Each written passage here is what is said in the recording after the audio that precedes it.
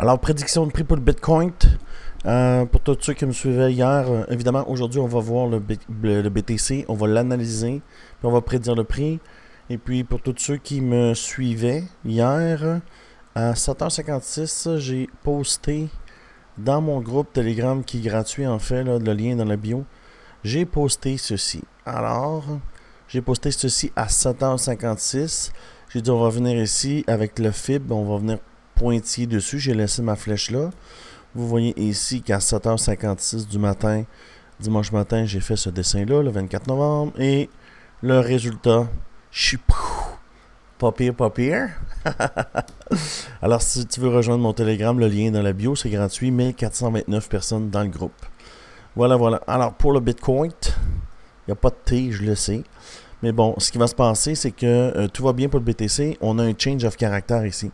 On a un caractère baissier. On est venu ici presque au 3,82, mais on est venu au 0,5 de la fibre éventail. Je l'ai retiré parce que ça devenait trop confus pour vous l'expliquer. Et là, on s'en va. Quand on a un change of character comme ça, c'est qu'on part d'un caractère baissier pour un caractère haussier. On a fait une mèche, et là, on reteste cette mèche. On n'a pas perdu le bas de la chandelle. Alors, au cours de la journée, on va venir toucher 99 569. Mais ce qui est mieux, c'est que si on tombe avec une chandelle vectorielle comme ceci, on va le casser, puis la direction va être... Vous voyez ici, on va faire ça comme ça. Quand on va arriver ici, il va y avoir un pullback. Le pullback va aller jusqu'à où? Il peut venir jusqu'ici, il peut venir jusqu'à cette mèche-là. Probable jusqu'ici. Fait qu'il va pullback, mettons. Cette mèche-là est probable. Comme ça. Pour pouvoir aller au 102 509 au cours de la semaine.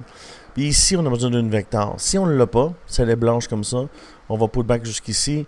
Puis ici, pour nous donner du spring. Mais pour casser 99 569, on a besoin d'une chandelle vectorielle.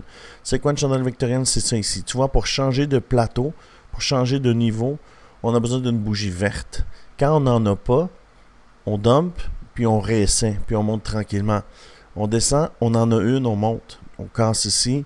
Sur un plus petit time frame, là, on change le caractère ou on break la structure puis on monte. Pourquoi on n'a pas cassé ici, mais on n'avait pas de vectoriel?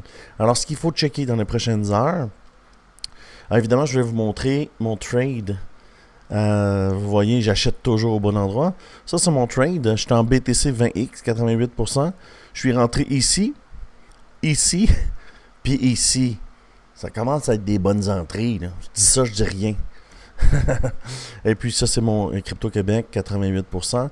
Alors, tu sais, trader, c'est pas si difficile. Il faut juste prendre le temps d'analyser et suivre les bonnes personnes. Les personnes qui ont du succès. Et moi, j'ai un win rate de 85% sur mes trades. Ça coûte rien de suivre sur YouTube.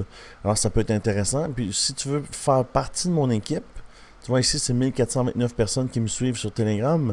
Mais mon équipe ici, mon équipe de traders, c'est ici. Et on a 345 dans l'équipe. Si tu veux rejoindre l'équipe, ça ne coûte rien. Tu vas dans la bio, tu cliques ici sur Team BitGet ou Team Bitunix. Quand tu vas cliquer dessus, ça va dire rejoindre l'équipe Crypto Québec. Dès que tu prends ça, moi je vais te mettre dans mon groupe Telegram. Ça ici, c'est un groupe privé. 345 personnes qui tradent avec moi. Ça t'intéresse, tu prends une des deux plateformes, tu rejoins le team et je te mets dans mon groupe Telegram. Alors, pour le Bitcoin, moi je pense que cette semaine, 102 509, c'est possible. Je suis sur le trade, vous l'avez vu. J'achète toujours le plus bas. Et comment je les détermine, c'est simple. L'outil qui est vraiment cool, que j'aime travailler, oui, cet outil-là, du FIB est très importante. Mais l'outil éventail est vraiment fort. Tu le vois, on est venu ici. Moi, j'avais mis jusqu'au 0.5 de la fibre, tu le vois ici. Et puis, on repart. Et ça suit exactement mon plan. Peut-être j'aurais dû mettre ma flèche comme ceci. Tu vois, j'ai un peu de difficulté avec l'horaire. En fait, je ne l'avais pas regardé quand je l'ai mis, mais c'était pour indiquer aux gens que c'était un bon point d'entrée. Les gens qui font partie de mon équipe. 0.5, quand tu achètes au 0.5 ou au 618, c'est toujours des bons endroits. Surtout lors d'un bull run, c'est assez rare que le BTC ou le token va descendre bas. Alors quand tu vois qu'il y a une faiblesse, il faut que tu prennes ça à ton avantage puis tu rentres en position. Mais moi, vu que je suis rentré ici, j'ai juste ajouté. Tu vois, j'ai acheté ici, j'ai ajouté ici et j'ai ajouté ici. Puis tu peux le voir ici, tu vois. J'ai acheté là, j'ai ajouté là, j'ai ajouté là. Et puis, ben, j'attends toujours que la chandelle soit verte pour ajouter. D'accord? Vous voyez, j'achète pas des chandelles rouges, j'achète des retours. Comment je fais? Ben, je descends de time frame. Tu comprends? Pour identifier une chandelle qui est positive, je descends de time frame, je vais rentrer, si je trade le 1 heure, comme vous voyez là, je vais descendre dessus de 15 minutes pour m'assurer que j'ai un retour, puis là, je suis parti dans la direction pour monter. Alors, c'est ce que je vois pour le Bitcoin. Si tu aimes ce genre de vidéo, je t'invite à t'abonner soit sur mon TikTok ici ou sur YouTube.